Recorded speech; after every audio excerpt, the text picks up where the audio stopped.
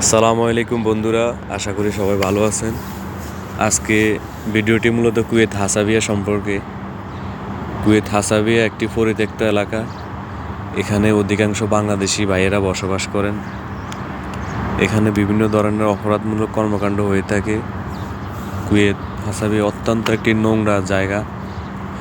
এখানে যারা বসবাস করে তারা খুব রিস্ক নিয়ে বসবাস করে। প্রতিনিয়ত এখানে পুলিশ চেক আসে, সিআইডিরা চেক দিয়ে থাকে।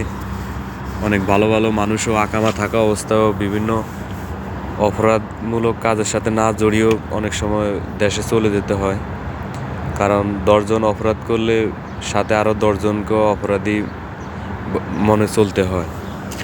কুয়েত হাসাবিয়া একটি ডেঞ্জারাস জায়গা। এখানে থাকলে আপনার মনে হবে যে আপনি বাংলাদেশে আছেন। এই জন্য মানুষ এখানে এত রিস্ক নিয়ে হলেও থাকে। অনেক ভালো মানুষও এখানে থাকে। এখানে এমন কিছু জায়গা আছে আপনার জন্য খুবই কষ্টকর জায়গা, যেখানে চলাফেরা এখন খুব কষ্টকর হয়ে থাকে।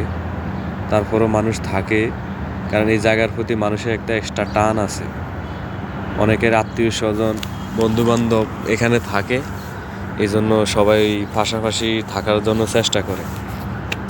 এখানে রুম নিয়ে থাকে। কুয়েতের পরিত্যক্ত একটাই এলাকা হলে হাসাবিয়া। কুয়েতে প্রায় বাংলাদেশি 3 লক্ষ ভাই বোন এখানে জীবিকা জন্য এই দেশে এসেছে। তার ভিতরে অধিকাংশ লোকই এই হাসাবিয়ায় থাকে। জায়গাটি পরিত্যক্ত হলো, এখানে অনেক বাংলাদেশি ভাইদের ভাগ্যের চাকা খুলে গেছে। তারা বিভিন্ন ব্যবসা বাণিজ্য দিয়ে থাকে, যদিও এইসব ব্যবসার কোনো আইনি বৈধতা নেই, এবং বিভিন্ন ধরনের কাজ কামে করে থাকে। তারা অধিকাংশই সফল হয়েছেন।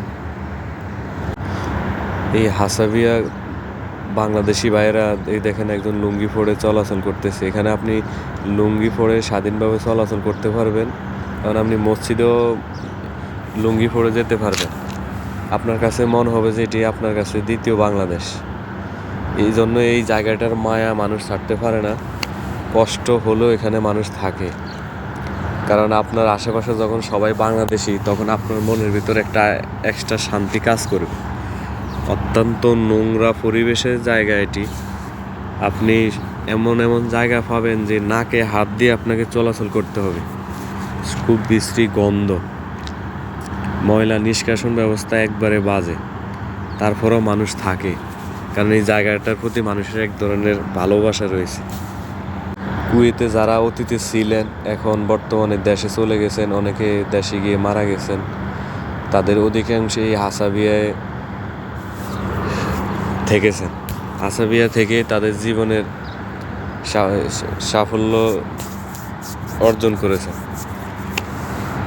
কিন্তু বর্তমানে হাসাবিয়া থাকাটা অনেকটাই ঝুঁকিপূর্ণ। প্রতিনিয়ত অনেক পুলিশ চেক আসে। এটি 6 নম্বর রোড, কুয়েত হাসাবিয়ার রাতের দৃশ্য। পাশেই জাবের আল আহমেদ ইন্টারন্যাশনাল স্টেডিয়াম। এখানে বাংলাদেশ এবং ফিলিস্তিন